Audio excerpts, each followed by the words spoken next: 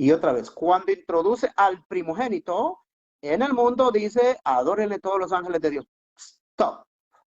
Por muchos años me han presentado este texto donde dice, y otra vez cuando introduce al primogénito en el mundo, dice, adórenle los ángeles de Dios. Entonces, la primera idea que se viene a la mente, ¿cuál es? Es que Dios introdujo al niño Dios. Escuchen, el niño Dios es el primogénito hijo de Dios, que ya existía por la eternidad, lo introduce a este mundo y le dice a los ángeles, oh, adórenle.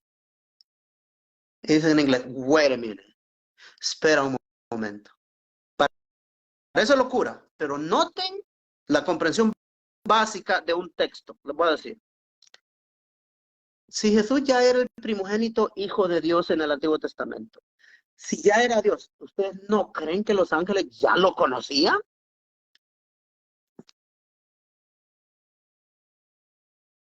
Los ángeles ya lo conocían. Si él era Dios y ya existía. Ahora la pregunta, ¿conocen los ángeles a Dios al Padre? Sí. ¿Necesita que alguien le diga, adoren al Padre? Por favor, adórenles, que les ordene. No necesita. Aquí viene el punto. Este texto me lo presentan y me dicen, o Hebreos 1:6, donde dice, y otra vez cuando introduce al primogénito en el mundo, dice, adórenle los ángeles de Dios, porque ahí está la palabra mundo. ¿Por qué razón traducirán la palabra mundo? Los traductores venían con la mentalidad de la iglesia romana, 1569, 1602, 1611 y sucesivamente toda la idea. Eran monjes que venían con esa idea y cuando tradujeron con la misma idea, pusieron, no buscaron el contexto de qué realmente estaba hablando el texto griego y al traducir antojadizamente al mundo. ¿Y por qué pusieron aquí? Y otra vez cuando introduce al primogénito en el mundo, dice, adórenle los ángeles de Dios. Esto tiene que estar hablando del niño Dios cuando nació, cuando Dios lo introdujo y envió a los ángeles a adorarle. Ahora le hago la pregunta. ¿En dónde dicen los 4 evangelios que vinieron ángeles a adorar al niño Dios? Yo no he visto ni uno. Pero es que los magos que vinieron del oriente, Gaspar, Melchor y Baltasar, los reyes magos, los 3 reyes magos, ellos vinieron a adorarle. Para empezar, no eran 3 ni eran reyes, solo dice que unos, la palabra puede ser magos o sabios, y vienen a adorarle. Sí, pero esos magos no eran los ángeles. Ahora, los ángeles son mencionados que vinieron, pero no fue que los ángeles llegaron a adorar al niño Jesús. No hay texto que diga eso. Al niño Dios, como le llaman, ¿va? No, los ángeles vinieron y le avisaron a los pastores. ¿Qué dijeron los ángeles? Hoy ha nacido el niño Dios, el Dios eterno que acaba de hacer hombre. ¿Así dijeron los ángeles? No. Entonces, ¿de qué está hablando este texto? Si no se trata de cuando el niño Jesús nació, donde dice, y cuando introduce al primogénito en el mundo, dice, adórenle a los ángeles de Dios, porque tiene que introducirlo en un lugar y decir, adórenle, póstrense entre él.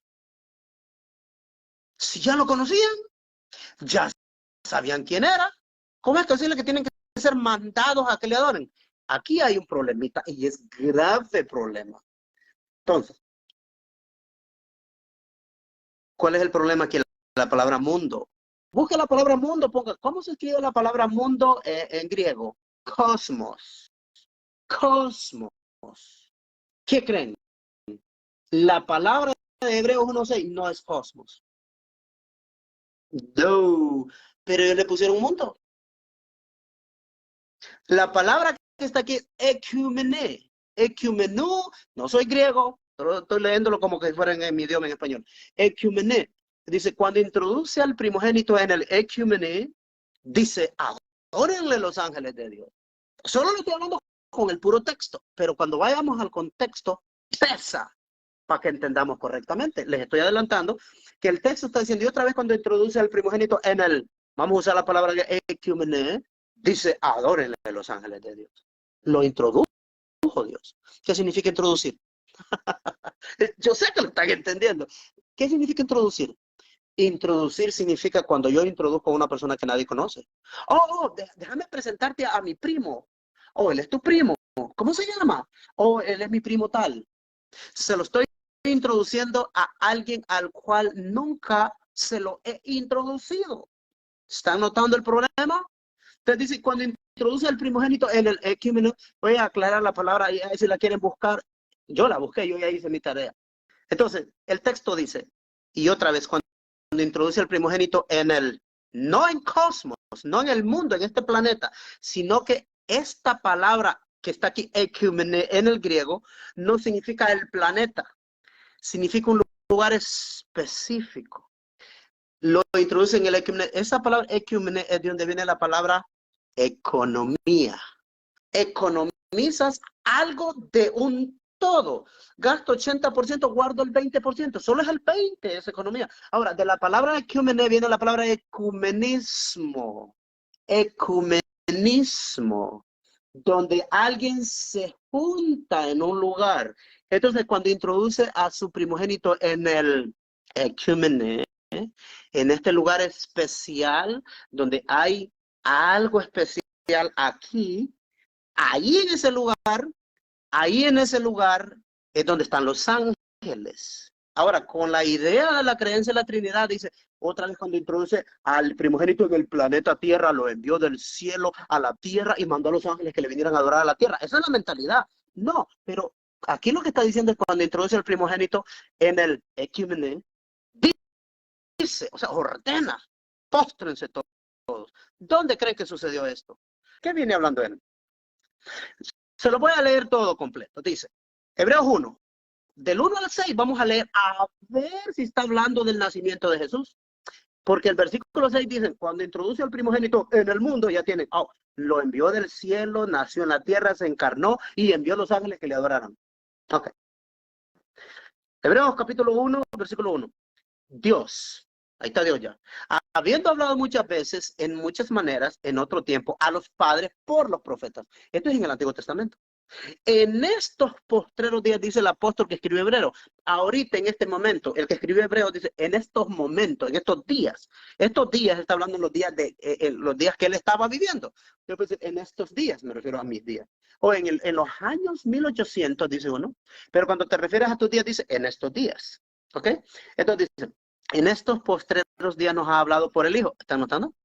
Hasta ahora habló por alguien a que él le llamó su Hijo.